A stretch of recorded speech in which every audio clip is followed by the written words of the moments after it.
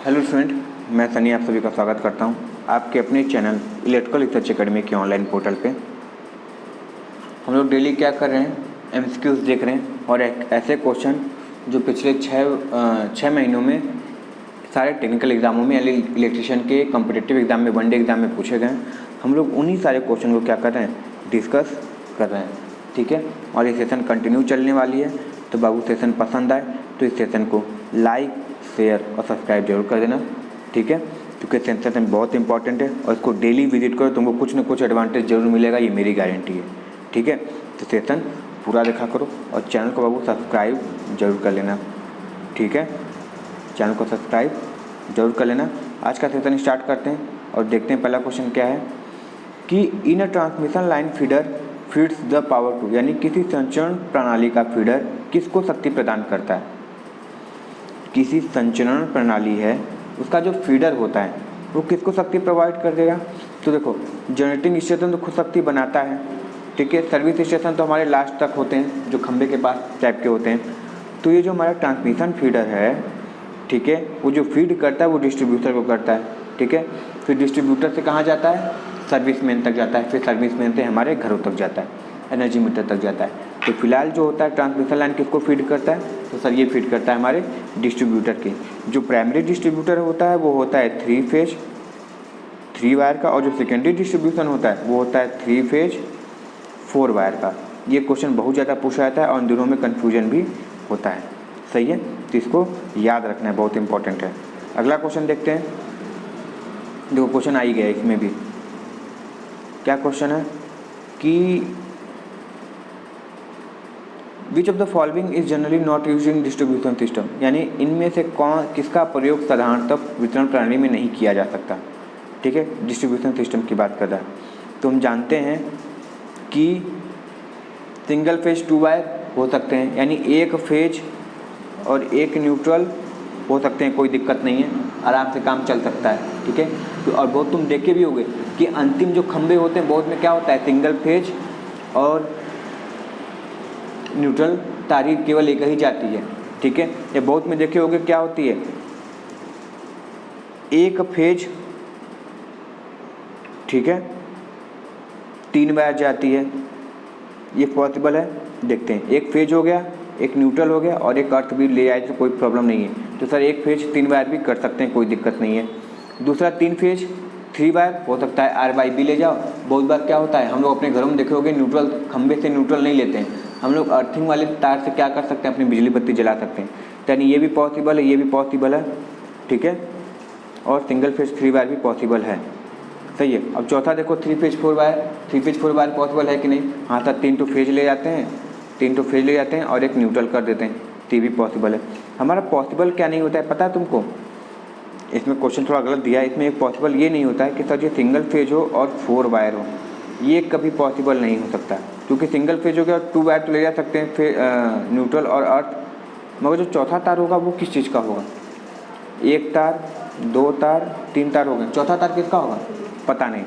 तो इन तभी option possible है, क्योंकि ये बोला नहीं ना प्राइमरी है कि सेकेंडरी है। अगर प्राइमरी होता तो बोल देते कि सर जी प्राइमरी में न्यूट्रल नहीं जाता है, प्राइमरी डिस्ट्रीब्यूटर में, सेकेंडरी डिस्ट्रीब्यूटर में होता है। तो यहाँ पे थोड़ी ये प्रॉब्लम हो सकती है कि क्वेश्चन उसको ऐसे पूछना चाहिए था क्लियर करके, या फिर इसमें से सभी सही है, जो गलत होता है वो क्या होता है, सिंगल फेज 4 वायर सिस्टम होता है। तो इस चीज़ों को ध्यान देने वाली चीज़ें हैं।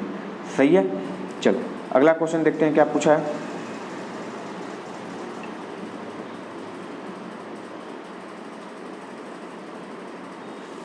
कि the term back pitch is generally use in the reference of, यानी बैक पिच शब्द आमतौर पर किसके संदर्भ में लिया जाता है। तो हमको पता है स्टार्टर वाइंडिंग से कोई मतलब नहीं होता है बैक पिच का। ठीक है, एसी मोटर में फ्रंट पिच बैक पिच का कोई चक्कर नहीं होता है, वहाँ पर चक्कर किसका फंसता है, distribution winding, concentrative winding, short pitch winding, full pitch winding, AC में इन सब चीज़ों का चक्कर फंसता है। मगर जो डीसी वाइंडिंग होती है हमारी, डीसी वाइंडिंग में ये front pitch, back pitch, resultant pitch, इन सब चीज़ों को देखते हैं। तो हम यहाँ पे कह सकते हैं कि सर ये जो हमारी डीसी आर्मेचर वाइंडिंग है, डीसी आर्मेचर वाइंडिंग वाली चक्कर हमारी क्या फंसेगी, हमारे बैक पिच या फ्रंट पिच में आएगी। ठीक है, चलो आगे देखते हैं। बैक पिच किसको बोलते हैं, जैसे मान लो ये बन गया, ये है, तो बैक पिच किसको बोलते हैं? तो ये वाली जो लाइन होती है इसको हम लोग बैक पिच बोलते हैं। ठीक है, ये हमारी क्या होती है? बैक पिच होती है। फ्रंट पिच हमारी ये होती है, सही है, सॉरी बैक पिच बोलना, ये तो रिजल्टेंट रहती है।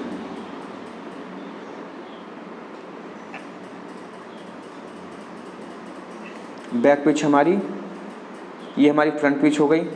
बैक पिच की बात करें तो बैक पिच हमारी ये पीछे वाली हो जाती है। ठीक है, और जब रिजल्टेंट पिच की बात करते हैं तो रिजल्टेंट पिच हमारी ये वाली हो जाती है इतनी। सही है, तो इसको याद रखना है। चलो अगला देखते हैं। Which of the following is not use the thermal effect of electric current, यानी इनमें से कौन सा एक ऐसी सामग्री है, यानी एक ऐसी वस्तु या फिर एक ऐसा उपकरण है जो धारा के तापीय प्रभाव पर काम नहीं करता है। तो गीजर पानी गर्म करने का काम करता है तो सर I² R पे काम करेगा, T पे। फर्नेस यानी भट्टी है तो भी काम करेगा। फिलामेंट लैंप है तो करेगा, क्योंकि जब तक टंगस्टन गर्म नहीं होगा पूरी तरीके से प्रकाश नहीं आएगा। ये जो वैक्यूम क्लीनर है ना, वैक्यूम क्लीनर का कोई मतलब नहीं है दूर दूर से। ठीक है, तो वैक्यूम क्लीनर में ताप का कोई प्रभाव यानी उद्देश्य नहीं होता है। ठीक है, चलो अगला क्वेश्चन देखते हैं। इनमें से किसका प्रयोग हम फिलामेंट के रूप में नहीं करते हैं लैंप का? देखो, कार्बन का करते हैं जिसकी तापमान कितनी होती है सर? 3500 डिग्री सेल्सियस होती है, करते हैं। टेंटलम का करते हैं। टंगस्टन का सर 1400 डिग्री सेल्सियस होता है और इसका भी प्रयोग करते हैं। सही है, किसका नहीं करते हैं? नाइक्रोम का नहीं करते हैं, जिसका तापमान कितना होता है? लगभग 3400 डिग्री सेल्सियस होता है। ठीक है, तो हमारा सही आंसर क्या हो जाएगा सर? यहाँ पे नाइक्रोम हमारा सही आंसर हो जाएगा। ठीक है, नाइक्रोम का प्रयोग नहीं करते हैं। अगला, इनमें से कौन सा ऐसा, इनमें से निम्नलिखित किस सर्किट ब्रेकर की शोर परेशानी का संभावित स्रोत माना गया है? यानी ऐसे कौन से सर्किट ब्रेकर है जिसमें ज़्यादा कर क्या होते हैं? हल्ला गुल्ला या फिर नॉइज़ होती है, चट चट की आवाज़ आती है। तो ये जो हमारी होती है एयर ब्लास्ट सर्किट ब्रेकर है। कौन सी है? एयर ब्लास्ट सर्किट ब्रेकर है। और नाम से ही क्लियर हो रहा है कि ब्लास्ट की आवाज़ आती है। ठीक है, फाट फाट हमेशा मारता रहता है। तो हमारी जो एयर ब्लास्ट सर्किट ब्रेकर है इसमें सबसे ज़्यादा वो होती है। क्वेश्चन ये पूछता है ABCB का फुल फॉर्म क्या होता है? ABCB का फुल फॉर्म क्या होता है? तो सर ABCB का फुल फॉर्म होता है, ABCB का फुल फॉर्म क्या होता है? तो sir air blast circuit breaker होता है। सबसे अधिक इसमें प्रयोग किसका होता है? सर करंट चॉपिंग का। करंट चॉपिंग सबसे अधिक किसी में होती है? और इस करंट चॉपिंग को रोकने के लिए हम एक चीज़ प्रयोग करते हैं जिसको हम लोग क्या बोलते हैं? तो सर इसको बोला जाता है रेसिस्टेंस स्विचिंग। क्या बोलते हैं? रेसिस्टेंस स्विचिंग का प्रयोग करते हैं। ठीक है, रेसिस्टेंस स्विचिंग का प्रयोग किया जाता है। तो बहुत ज़्यादा इंपॉर्टेंट है, इसको याद रखना, क्वेश्चन पूछे जाते हैं। अगला क्वेश्चन, बैकअप फ्यूज प्रोटेक्ट करता है। अच्छा, बात किसकी आई? फ्यूज की ही है। तो फ्यूज कहीं पे भी हो, केवल मुख्यतः एक ही काम करता है और वो क्या होता है? हमारी शॉर्ट सर्किट से प्रोटेक्शन। ठीक है, किससे करेगा? शॉर्ट सर्किट प्रोटेक्शन, जो कि किस सिद्धांत पे काम करेगा? तो काम करता है हमारे हीटिंग सिद्धांत पे। ठीक है, हीटिंग प्रभाव पे काम करता है। ठीक है, चलो अगला क्वेश्चन देखते हैं। The charging current in cable क्या करता है? देखो, जो चार्जिंग करंट है, चार्जिंग करंट की बात हो रही है, तो जो चार्जिंग करंट है, चार्जिंग करंट जो होता है वो 90 डिग्री लीड करता है वोल्टेज से। क्या करता है? 90 डिग्री लीड करता है। किससे? वोल्टेज से 90 डिग्री लीड करता है। ठीक है, केबल में भी। तो याद रखना हमेशा क्या होता है? 90 डिग्री, क्योंकि नॉर्मल तुम इससे भी आइडिया लगा सकते हो कि सर जी करंट है तो वोल्टेज से क्या करेगा? हमेशा लीड ही करेगा। तो सही, हमारा आंसर सही बन जाता है कि सर जी करंट है तो लीड करना चाहिए, और वो भी कितना? 90 डिग्री। सही है, चलो अगला देखते हैं।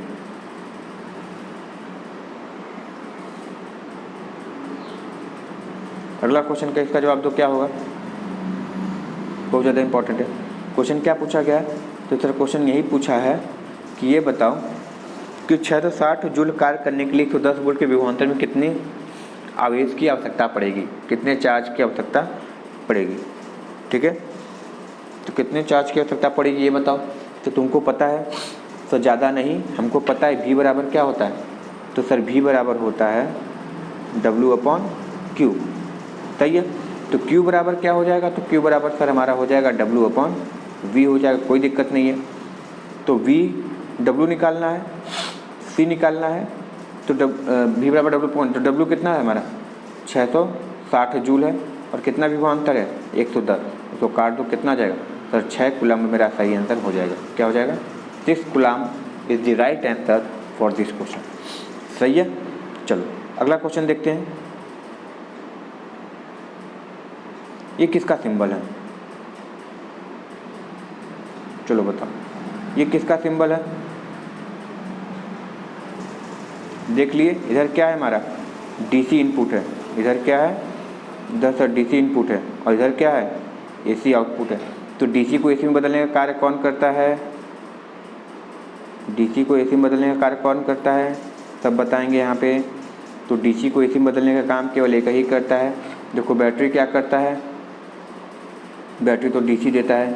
रेक्टिफायर क्या करता है, रेक्टिफायर, तो रेक्टिफायर हमारा क्या करता है, कुछ नहीं करता है सर, रेक्टिफायर ही बोलते हो ना। तो रेक्टिफायर क्या करता है हमारा, किसकी तरफ व्यवहार करता है रेक्टिफायर, एसी को डीसी में बदलने का काम करता है ना। एसी को डीसी में कौन बदलता है, रेक्टिफायर बदलता है। और यूपीएस क्या करता है, जो डीसी बैटरी होती है उसको क्या करता है, हमारी एसी में बदलने का काम करता है। तुम्हारा सही आंसर क्या हो जाएगा, क्योंकि रेक्टिफायर को ही हम लोग क्या बोलते हैं अन्य भाषा में, कन्वर्टर बोलते हैं। ठीक है, रेक्टिफायर ही हमारा क्या है, कन्वर्टर है। ठीक है, तो ये जो हमारा यूपीएस है, अनइंटरप्टेड पावर सप्लाई, यही हमारा काम करता है। क्योंकि हमारे मॉनिटर क्या होते हैं, कंप्यूटर सीपीयू एसी पे काम करते हैं। तो जो यूपीएस होता है वो डीसी देता है बैटरी, तो उसको एसी में बदलने का काम कौन करता है, यूपीएस करता है, अनइंटरप्टेड पावर सप्लाई। तो डीसी को एसी में बदलने का काम हमारा यूपीएस करता है। चलो अगला देखते हैं। इनमें से किसकी लो रेसिस्टिविटी होगी। ठीक है, यानी रेसिस्टिविटी यानी किसकी, इसकी मान कम करनी है। ठीक है, तो क्या होगा, हमारी कंडक्टिविटी का मान ज़्यादा हो जाएगा। और ये केवल और केवल किस में पॉसिबल है, सर हमारे कॉपर में पॉसिबल है। सबसे लो रेसिस्टिविटी कॉपर की होती है। सही है, आई होप सही होगा। चलो अगला क्वेश्चन देखते हैं क्या पूछा गया है।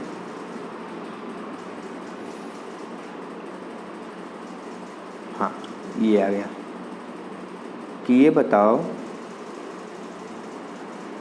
कि जो 155 डिग्री सेल्सियस तापमान सहने करने वाली जो पदार्थ है वो किस वर्ग में रखा जाता है। ठीक है, अधिकतर कौन करते हैं, ग्लास व्लास करते हैं हमारे। ठीक है, तो ये जो है वो किस वर्ग में रखा जाता है, तुमको पता है। YAE ने बॉयफ्रेंड को हाई कोर्ट भेजा, यही है 90 डिग्री, 110 डिग्री, 120 डिग्री, 130 डिग्री, हो गया कितना, 130 डिग्री, 155 डिग्री, 180 डिग्री और 180 डिग्री के ऊपर। तो हमारे जो 155 है वो किस में चले आएंगे, वो सर चले आएंगे F में। किस में, F में चला आएगा। तो हमारे ऑप्शन नंबर B यानी F क्या हो जाएगा, सही हो जाएगा। सही है। चलो अगला देखते हैं।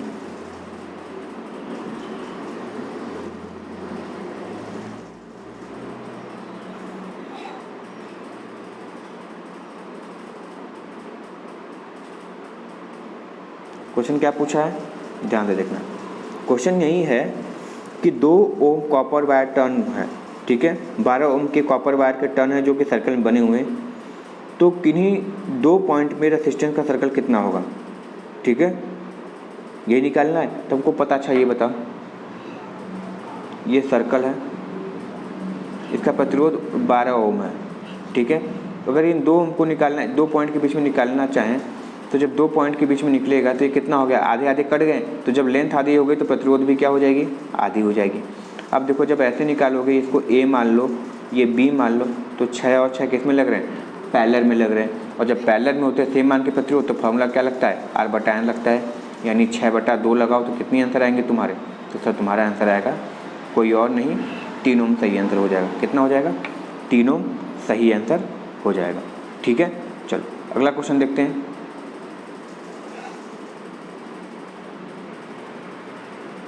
क्वेश्चन क्या है, ध्यान से पढ़ना कि एक सर्किट जिसमें आपूर्ति वोल्टेज 125 वोल्ट है और श्रेणी में समरूप 100 ओम प्रतिरोध संयोजित है, तो प्रत्येक प्रतिरोध के लिए कितनी है। क्या क्वेश्चन पूछा है? 100 equal resistance connected in series. अच्छा, यानी जो 100 ओम के प्रतिरोध है, 100 इक्वल ओम के प्रतिरोध लगाए गए हैं, ठीक है, कोई दिक्कत नहीं है। चलो, तो इसका मान कितना होगा तुमको पता है। इसी तरह 100 करके ऐसे 100 लगाए गए हैं और 125 वोल्ट है, ठीक है, तो प्रत्येक में बराबर बराबर बटेगा। तो कितना बटेगा? तो 100 से भाग दोगे तुम, तो तुम कहोगे सर हमारा 1.25 वोल्ट जो होता है वो सब में बराबर बराबर बटेगा, क्योंकि सबको जोड़ोगे तो फिर क्या हो जाएगा? 100 ओम का प्रतिरोध, तो तुम्हारा फिर वही निकल के चला आएगा कितना? Sir 125 volt. तुम्हारा 1.25 यहाँ पे सही आंसर हो जाएगा। सही है। चलो अगला क्वेश्चन देखते हैं। अगर n ओम ईच है और n रेजिस्टेंस कनेक्टेड पैरेलल में, तो इफेक्टिव रेजिस्टेंस कितना है? प्रत्येक का n ओम है, यानी R बराबर n है, और नंबर कितने हैं? n ही है, तो इफेक्टिव रेजिस्टेंस कितना होगा? तो तुमको बार बार बताते हैं कितना होगा, R/n होता है। और R/n का मतलब यहाँ पे R का मान भी n है और n का भी मान n है, तो काटो कितना आ जाएगा? 1 ओम। यहाँ पे क्या कहोगे? सर हमेशा एक ही ओम आंसर आएगा। कितना आएगा? एक ही ओम आंसर आएगा। सही है। चलो अगला देखते हैं। देखो ऐसे क्वेश्चन बहुत ज़्यादा इंपॉर्टेंट और पूछे गए हैं, ठीक है, एवं ही नहीं आएगा है, तो पूछे गए तो बाबू ध्यान से देखना, इस पूरे तुमको बहुत फ़ायदा मिलने वाला है, ठीक है, बहुत ज़्यादा फ़ायदा मिलने वाला है इसका। कैपेसिटर को किस में नहीं दिखा सकते? पहला क्वेश्चन है, कैपेसिटर को निम्न में से किस में नहीं दिखा सकते? देखो कैपेसिटर बहुत निम्न मान का होता है, ठीक है, यानी नैनोफैराड में दिखा सकते हैं, माइक्रोफैराड में दिखा सकते हैं, पिकोफैराड में दिखा सकते हैं, मगर किलोफैराड में नहीं दिखा सकते, ठीक है, यानी किलोफैराड में हम इसको प्रयोग नहीं कर सकते, यानी जो KF होता है KF में इसका उपयोग नहीं कर सकते, और बाकी सब में कर सकते हैं। यानी नैनोफैराड यानी नैनो, माइक्रो 10 के घाते -6, नैनो 10 के घाते -9, पिको 10 के घाते -12 में कर सकते हैं, मगर किलोफैराड में नहीं कर सकते। तो इसका सही आंसर क्या हो जाएगा? किलोफैराड हो जाएगा, ठीक है। चलो आगे देखते हैं।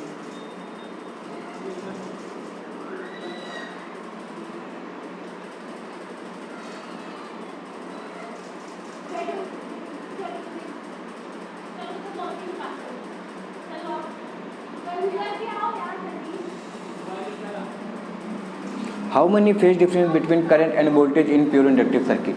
यानी अगर तुम्हारा प्योर इंडक्टर है, यानी प्योर इंडक्टर मतलब किसी सर्किट में केवल इंडक्टर लगे हुए हैं, ठीक है, केवल इंडक्टर लगे हुए हैं, तो वोल्टेज और करंट के बीच में कितने मान के पावर फैक्टर होंगे? तो ये जो एंगल बनता है तुम्हारा वो कितना बनेगा? समथिंग 90 डिग्री बनता है। यानी यहाँ पे देखना चाहो तो क्या बनेगा तुम्हारा? एक तरीके से कैसे बना दो और एक ऐसे बना दो, तो ये तुम्हारी क्या होती है? ये तुम्हारी है V, ये तुम्हारी है I। तो V और I के बीच में जो कला बनता है, कला कोण बनता है, वो होता है 90 डिग्री का होता है। तो इसको क्या बोलते हैं?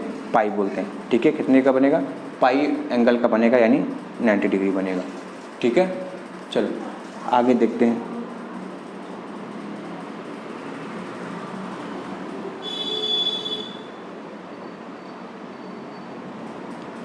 इसका आंसर क्या होगा? इसको कमेंट में करो।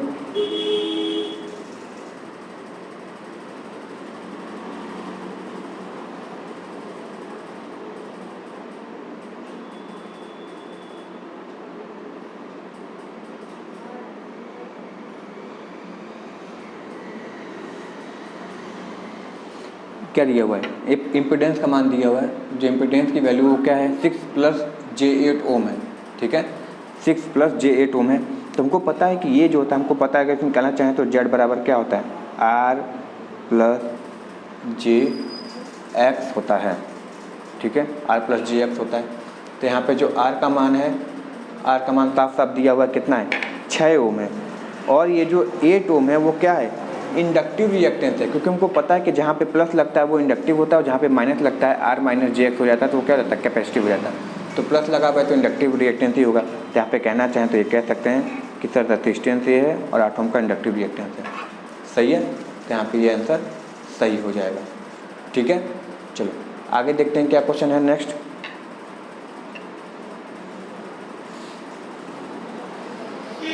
सोलर सेल का नाम भी होता है। सोलर सेल को और किस नाम से जानते हैं? तो सर जो सोलर सेल है इसको हम फोटोवोल्टेइक सेल के नाम से भी जानते हैं। क्या बोलते हैं? PV cell. PV cell full form पूछता है पीवी सेल का तो क्या होता है? फोटोवोल्टेइक सेल होता है। ठीक है,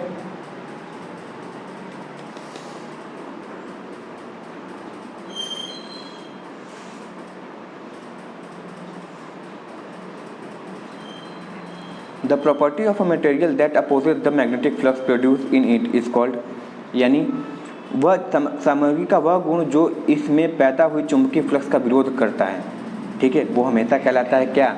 रिलक्टेंस कहलाता है। और ये क्वेश्चन तुमको भी पता है कि बार बार पूछता है कि ये बताओ कि जैसे रेसिस्टेंस होता है वैद्युत परिपथ में, उसी तरह चुंबकीय परिपथ में क्या होता है? तो वो रिलक्टेंस ही होता है। ठीक है, इसको बोल सकते हैं कि ये रिलक्टेंस होता है। और इसके वो की बात करें तो यस से दिखाते हैं और क्या हो जाता है? 1/μL/A। ये क्या होती है? हमारी चुंबकशीलता होती है, परमिबिलिटी। ठीक है, चलो अगला क्वेश्चन देखते हैं। नेक्स्ट क्वेश्चन क्या है? हाँ, इनमें से क्या हम सिंगल कोर केबल में नहीं प्रोवाइड करते हैं, यानी एकल कोर केबल में समानता प्रदान नहीं करते हैं? वो क्या नहीं करते हैं? कि सर हम एक चीज़ नहीं करते हैं जिसको बोलते हैं स्टील एमरिंग। ठीक है, स्टील एमरिंग से एक नुकसान होने लगता है कि इसकी जो फ्लेक्सिबिलिटी होती है वो क्या हो जाती है? कम हो जाती है। ठीक है, तो सिंगल कोर केबल की फ्लेक्सिबिलिटी अच्छी होनी चाहिए, इसलिए हम क्या करते हैं? इसमें स्टील एमरिंग का प्रयोग नहीं करते हैं। और तुमको पता है कि स्टील एमरिंग का काम क्या होता है? तो सर ये मैकेनिकल इंजरी से बचाता है। किससे बचाता है? मैकेनिकल इंजरी से बचाता है, यानी कोई यांत्रिक आघात ना पहुंचे केबल को, जैसे वो कट फट जाए, इंसुलेशन छिल जाए, इसलिए स्टील एमरिंग का प्रयोग करते हैं। स्टील एमरिंग की बात करें तो सर ये बना होता है हमारे स्टील टेप या स्टील वायर से बना होता है। ठीक है, तो इसको याद रखना है। ठीक है ना, चलो आगे देखते हैं। एक बीट ग्रुप क्या कहलाता है, यानी 4 बीट का समूह को क्या कहते हैं? तुमको पता है कि सर 4 बीट का समूह क्या कहलाता है? हमारा निबल कहलाता है। ठीक है, क्या कहलाता है? निबल कहलाता है। और 2 निबल बराबर तो बोलोगे सर ये हमारा हो जाता है 8 बीट। और तुमको पता है कि 8 बीट बराबर क्या होता है? 1 बाइट होता है। ठीक है, तो यहाँ पे सही आंसर क्या हो जाएगा? 1 निबल। मगर 2 निबल बोलता, सॉरी 8 बाइट बोलता, बीट बोलता तो तुम बोलते कि सर 1 बाइट हो जाएगा। ठीक है, चलो अगला। इनमें से कौन सा ऐसा बूलियन एक्सप्रेशन है जो सही नहीं है? ठीक है, तो बताओ इनमें से कौन सा ऐसा बूलियन एक्सप्रेशन है जो सही नहीं है? अच्छा ये बताओ, अगर यहाँ पे इसका a का मान, यहाँ पे अगर a का मान 0 रखोगे तो 0 + 1 क्या हो जाएगा? 1 आ जाएगा। ठीक है, अगर a का मान 0 रखोगे तब भी तो वैल्यू 1 आएगी ना, यानी इसकी जो आउटपुट है कभी भी a पे डिपेंड नहीं कर रहा है। ठीक है, किस पे डिपेंड नहीं कर रहा है? a पे डिपेंड नहीं कर रहा है। सही है, चलो अच्छा यहाँ पे a की वैल्यू अगर 1 रखोगे, यहाँ पे अगर a की वैल्यू अगर 1 रखोगे तो 0 + 1 1 ही आएगा, और 0 रखोगे तो 0 ही आएगा, यानी जो a का मान तुम मान रहे हो वही तुम्हारा आंसर है, तो ये तो सही है। ठीक है, अच्छा यहाँ पे देखो, यहाँ पे 1 + 1 a + a जोड़ोगे, यानी a की वैल्यू अगर 1 मानते हो तो 1 + 1 जोड़ोगे तो क्या हो जाएगा? 1 + 1 जोड़ने पर क्या आता है? 0 आता है, कैरी 1 आता है। सही है, अगर इसको 0 मानोगे तो 0 जाएगा, कोई दिक्कत नहीं। सही है, अब यहाँ पे देखो जब 1 + 1 जोड़ोगे तो वैल्यू 0 आती है, कैरी 1 आता है। ठीक है, तो यहाँ पे जो ऑप्शन नंबर बी है वो क्या हो जाएगा? तुम्हारा सही हो जाएगा। ऑप्शन बी जो है यहाँ पे सही हो जाएगा। ये गलत दिया है, इसको 0 कैरी 1 देना चाहिए था। ठीक है, चलो अगला। Current gain of common base amplifier. Common base amplifier का करंट गेन, और कॉमन बेस का जो करंट गेन होता है उसको हम अल्फा से दिखाते हैं ना, और ये वैल्यू होती है कितनी? IC/IE होती है, सबको पता है। और ये भी पता है कि सर जो IC की वैल्यू होती है लगभग 95% होती है, और IE की वैल्यू होती है 100%। तो इसको सॉल्व करोगे तो हमेशा क्या आएगा? 1 से कम ही आएगा ना, तो <1 हो जाएगा। सही है, आई होप समझ में आ गया होगा। और आज का लास्ट क्वेश्चन देखते हैं क्या है। The material used in as an insulation in high voltage cable, यानी उच्च वोल्टेज केबल में इंसुलेशन के लिए आमतौर पर किसका प्रयोग किया जाता है? तो सबको पता है कि उच्च वोल्टेज की बात करेंगे तो हम अधिकतर किसका प्रयोग करते हैं? तो सर हमारा ये होता है पेपर होता है। क्या होता है? पेपर होता है। आयरन तो करोगे नहीं यार, पहली कहानी, ये तो इंसुलेशन है ही नहीं। लेड इंसुलेशन है ही नहीं। रबर पेपर में से कोई एक करोगे, ठीक है, तो हम रबर का न करके किसका करेंगे? हम करेंगे पेपर का, ठीक है। तो हमारा पेपर आंसर सही हो जाएगा। आई होप सेशन पसंद आ गया होगा। सेशन पसंद आ गया है तो इसको लाइक शेयर और सब्सक्राइब जरूर कर देना। क्वेश्चन बहुत ज़्यादा इंपॉर्टेंट है। तो thank you very much and all the very best. मिलते हैं नेक्स्ट वीडियो में, तब तक के लिए जय हिंद, वंदे भारत।